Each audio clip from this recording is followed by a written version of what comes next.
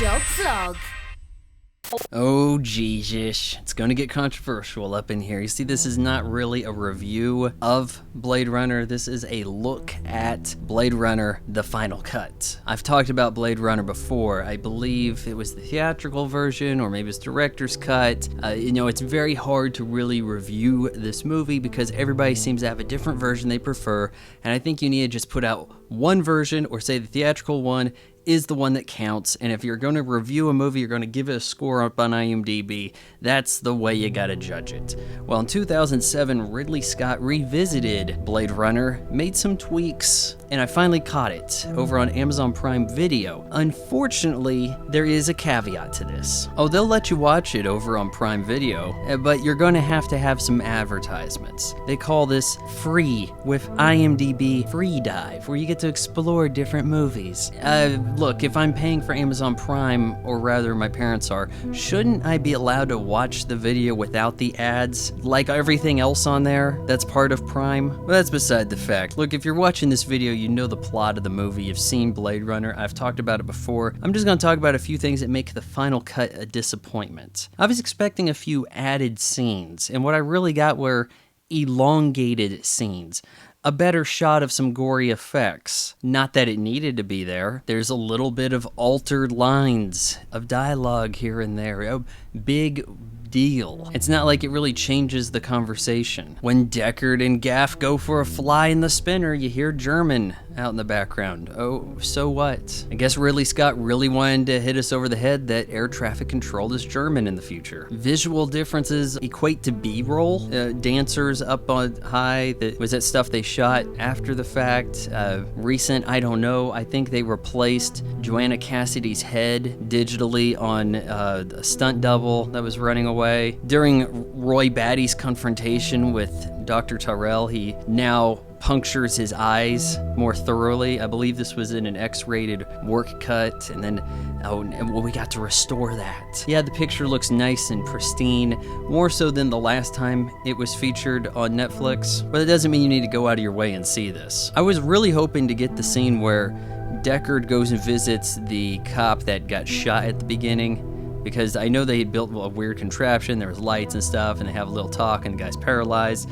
I thought that was something that was included in this. I know it was a deleted scene. I thought deleted and then included in this. I mean, hell, Terminator 2 Judgment Day Special Edition has extra scenes of like the T-800 getting his chip taken out, Sarah Connor threatening to shut him down right then and there. When Roy and Deckard have their fight at the end, you now have a longer shot of Roy dealing with his hand crippling up on him, and he takes this nail and he sticks it in there. You get a longer shot of it. So what? You're slowing down the big fight at the end. This gave me more time to take into account that the geography of this fight's all over the place. So you got Deckard climbing up a bookcase, and then he is outside, it appears, but he isn't. And Roy was standing next to this shattered window, driving the spike in his hand. Moments later, gets into a scuffle with Deckard, gets hit over the head, and falls into that window, breaking it. So the window was broken before he broke it. You know, it never really dawned on me that at the end of the movie, Roy passes the empathy test. And that bookends the movie, because at the beginning of the film, you have Leon failing. Oh, he's struggling because he can't pick up the tortoise and the questions right. Oh, but here's Roy. We got a tortoise here baking in the sun, or rather a detective slipping away. Roy comes over, lifts him up, saves him, talks about all these things he's seen with the eyes, and like he was dealing with eyes earlier, right? Lets that dove go that you never saw him pick up, even in the final cut. And then now, instead of it taking off into a clear sky, it's still rainy out because, oh, well, we thought that didn't make sense. And I like the imagery of the dove flying off, and now it's clear skies ahead. Nope, okay, it's raining still, so I guess we have to make sure we digitally manipulate this so that it's raining out there. We're still preserving this weird idea that Deckard's actually a replicant. So you telling me that the cops have a replicant sitting around, they wipe his memory on occasion, and they have him go hunt down rogue replicants? Not particularly strong, getting manhandled, if not saved by Rachel. The movie could have ended a lot earlier. Oh, we just got so lucky right there. And come on, look, he's a retired Blade Runner. He retires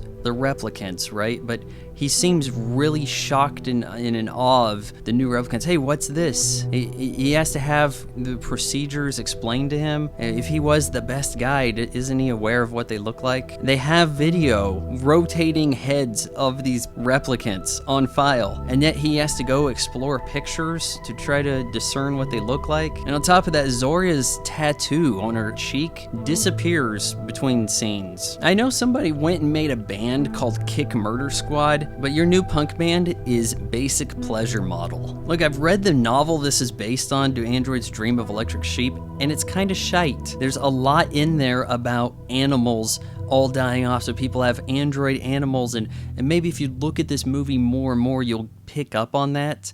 But this is the kind of movie that needed narration because it's building up this world in a very short period of time, focusing more on this hunt aspect. It's something that if you watch a movie several times, you're not going to understand that for the first-time viewer, there needs to be more said. You think Blade Runner is perfectly fine without narration only because you've seen it X number of times. But what makes this movie enjoyable at all is the production design, the music. Not enough credit can be given to Douglas Trumbull and Vangelis. Without them, we have a very mediocre movie because the script is not that good. More attention is given to the visuals and the sound than the source material truly deserves.